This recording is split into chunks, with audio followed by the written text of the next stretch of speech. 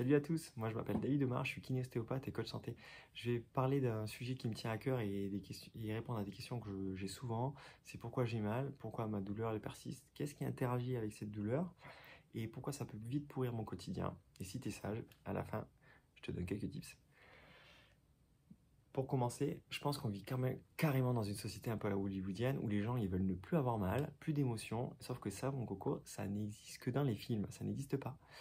Pour moi, une douleur, ce n'est pas un problème, c'est un signal qui avertit d'un danger.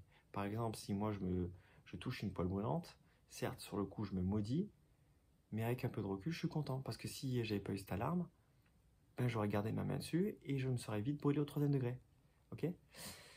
Donc là, je sais, il y a des gens qui me disent ouais, mais moi je veux plus avoir mal, je veux plus avoir de douleur. Sache mon coco qu'il y a des gens qui n'ont plus de douleur, plus de perception de la douleur, et pour eux c'est vite un fardeau. Imagine-toi, t'as pas de perception quand tu te coupes, quand tu te brûles, quand tu tombes, quand tu te casses la figure, quand tu te casses quelque chose. C'est un peu compliqué quand t'as pas de feedback, quand t'as pas de retour d'expérience. Mais pour eux, c'est leur quotidien. Ça peut être vite un fardeau. Donc, qu'est-ce que c'est une douleur? Une douleur, en gros, c'est un signal, comme ça a son propre système, comme la respiration, comme la digestion. En gros, tu as un stimuli, par exemple, moi je me pince, l'information elle véhicule via des petits nerfs qui sont des petits câbles électriques. Elle remonte vers ton cerveau et ton cerveau est capable d'interpréter s'il y a une douleur ou pas, corrélé bien sûr avec des multiples facteurs que je vais parler un peu plus tard. Les scientifiques ils parlent de la douleur comme une alarme incendie et moi ça me parle beaucoup. C'est en gros, tu es en train de dormir chez toi, ta vie idéale de famille, ta compagne ou ton compagnon est à côté, tes enfants ils dorment super bien, tu as ton petit chat qui est au pied du lit qui est en train de pétrer la couverture et là d'un coup, tu as l'alarme incendie qui se déclenche. Donc là, tu es pris de panique. En plus de ça, tu vois de la fumée. Ton stress, il est on the fire. Tu mets tout le monde dehors. Tout le monde est sain et sauf. Les pompiers arrivent. Ils éteignent l'incendie. Certes, tu n'as plus de maison. Mais grâce à ce stress et cette alarme, tu as pu sauver tout le monde. Donc là, qu'est-ce qui va se passer? C'est que tu vas te dire, ok, est-ce que je peux mettre mon alarme soit un peu plus forte, soit un peu plus sensible pour que si ça se repasse, ben, je sois averti un peu plus tôt. Donc c'est ce que tu fais. Et là, d'un coup, les jours y passent, machin, et puis tu es en train de dormir, et rebelote, t'as l'alarme qui se déclenche, là t'es repris en panique, tu revis l'expérience que t'as déjà vécue, donc ton stress il est on the fire, voire même plus que la première fois. Tu mets tout le monde dehors, les pompiers arrivent, et là, t'as pas d'incendie. Donc là, tu passes pour un guignol, tu sais pas si c'est ton chat qui était en train de faire cuire des œufs ou une porte qui a claqué. Enfin bref, ton alarme elle s'est déclenchée.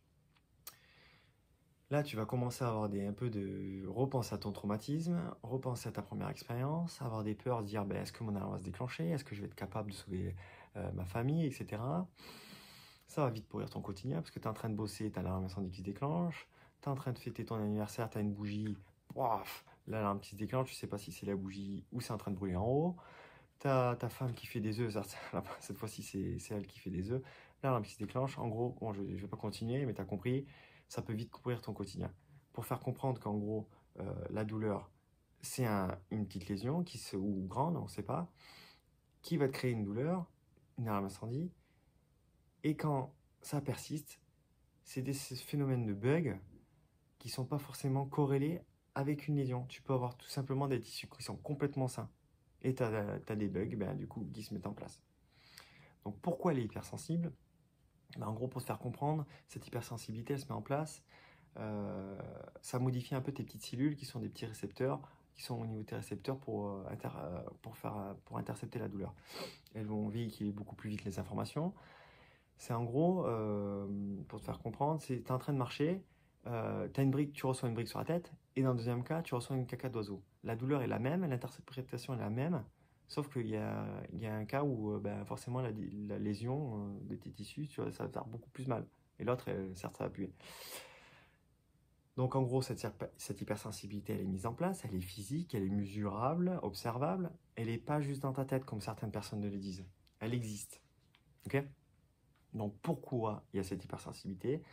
En gros, tu as une lésion, tu as une blessure, tu es en train de tomber, tu te casses le bras. Qu'est-ce qu'il va faire ton corps? Il va créer une hypersensibilité au niveau de la fracture pour te créer une alarme, un signal pour te protéger. En gros, tu es en train de bouger et là, tu as des piqûres de rappel. Il dit attention mon coco, rappelle-toi, c'est un peu cassé.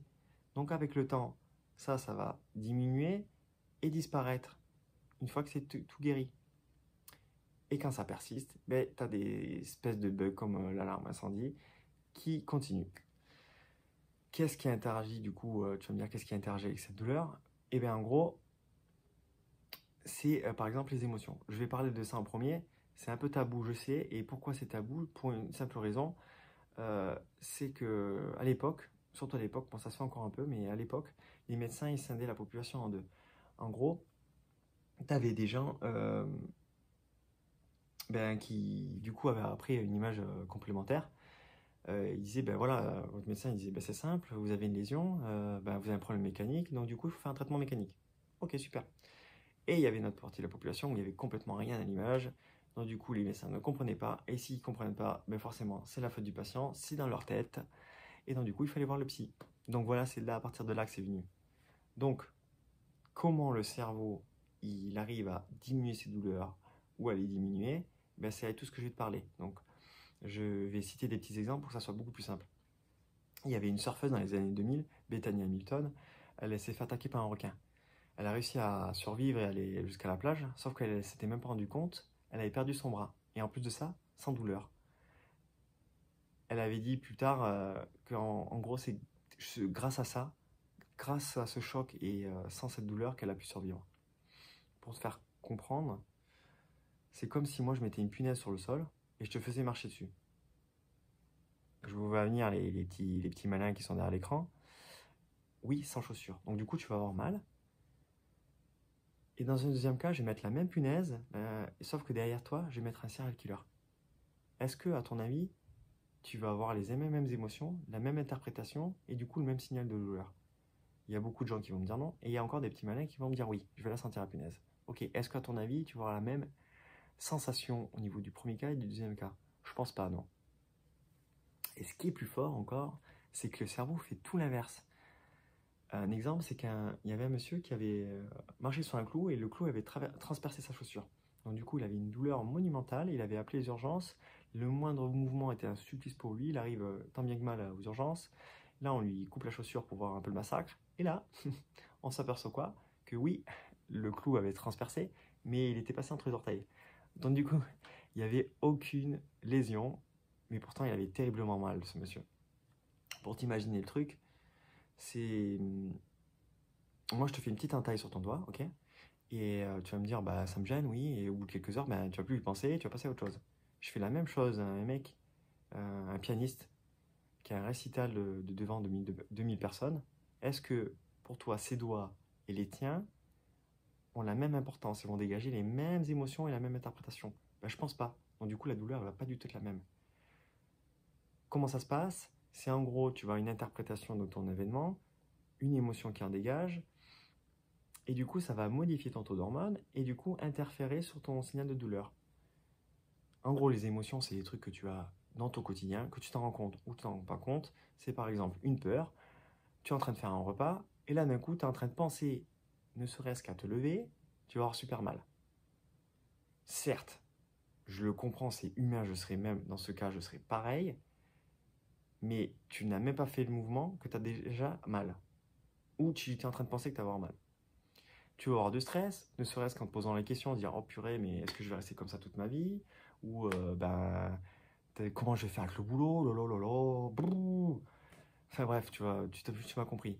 En plus, je ne vais pas faire un cours dessus, c'est en gros, tu as des émotions qui s'y mettent, ça modifie ton taux d'hormones, et en plus, ça perturbe ton sommeil. Donc du coup, tu dors mal, en plus de ça, quand tu bouges, ça te réveille, donc ton sommeil il est perturbé, du coup, ça augmente toutes tes émotions négatives, et en plus de ça, il vient saupoudrer le tout, les croyances limitantes. C'est quoi une croyance limitante? En gros, souvent c'est ton quotidien qui te le met en place. Donc les gens, les thérapeutes, les médecins, c'est quoi? C'est en gros, bah, normal. Normal que t'as mal, t'es tordu mon gars.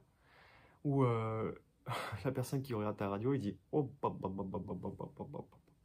Ah là, votre dos, c'est comme une personne de 90 ans là, vous êtes foutu là. Et là, il dit, bah c'est simple, t'as une hernie, t'es foutu. T'as de l'arthrose. Petite parenthèse, c'est pas parce que t'as de l'arthrose ou des hernies que tu vas avoir mal toute ta vie. Il y a des gens qui ont des hernies qui ont pas mal, il y a des gens qui ont de l'arthrose qui ont pas mal. Il faut faire attention, la douleur, elle n'est pas corrélée systématiquement à l'imagerie. Elle est corrélée à la clinique. La clinique, c'est quoi? C'est tes symptômes et tout ce que tu racontes au thérapeute. Ok? Je vais fermer la parenthèse. Si ça t'intéresse, au pire, tu me le mets en commentaire, je te ferai un sujet sur ça. Donc, pour revenir à nos moutons, tu vas me dire, ok David, c'est bien super ton histoire, là, tout ce que tu me racontes, ton blabla, là, mais comment je fais avec tout ça? Bon, c'est des trucs que je fais beaucoup plus avec mes patients, mais c'est avec plaisir que je te donne quelques tips, c'est important d'agir dessus. C'est le premier, c'est de te rendre compte que la douleur, c'est pas un problème, c'est un signal, c'est un vertige de quelque chose. Et c'est pas parce qu'il persiste, qu'il devient chronique, qu'il est corrélé à une fragilité tissulaire. Tu peux avoir complètement un tissu qui sont complètement sains. Ok? Deuxième cas, deuxième tips, c'est en gros, il est plus facile à dire, mais il est hyper important, c'est au lieu de te focaliser sur ta douleur, te focaliser sur autre chose, sur là où tu veux aller, sur les objectifs que tu veux te mettre en place, et plus ils sont puissants, plus ils seront émotionnellement forts, plus ça va chanter ce système, et plus tu vas le répéter, répéter, répéter, et plus tu vas sortir de ça, et casser cette boucle, le cercle vicieux. Okay? Le troisième tips, c'est de reprendre confiance en toi. Il faut commencer forcément quelque part. Je sais, c'est compliqué, mais c'est en mettant des petites choses, des petites actions que tu vas arriver. Donc, c'est de commencer par des petits exos qui sont hyper confortables et petit à petit, les jours qui passent et au final, à la fin, j'espère, je te le souhaite, que tu fasses un marathon. Voilà, je te remercie en tout cas, j'ai passé un super moment. N'hésite pas à mettre un commentaire si tu as une critique ou des questions que tu as un truc que tu n'as pas compris, que j'ai mal expliqué. N'hésite pas à mettre un j'aime, de mettre plein de testostérone dedans ou de progestérone. C'est surtout si ça t'a aidé et que ça, pour moi, c'est important parce que ça peut aider aussi d'autres personnes qui sont forcément dans ton cas. Je vais finir par une phrase qui est importante pour moi. C'est en mettant en place des petites actions et en les répétant quotidiennement que tu vas, comme par exemple en mettant un petit j'aime là, tu vois, et bien que tu vas réussir ton objectif et avoir l'impact là où tu veux aller. Je te remercie de m'avoir écouté.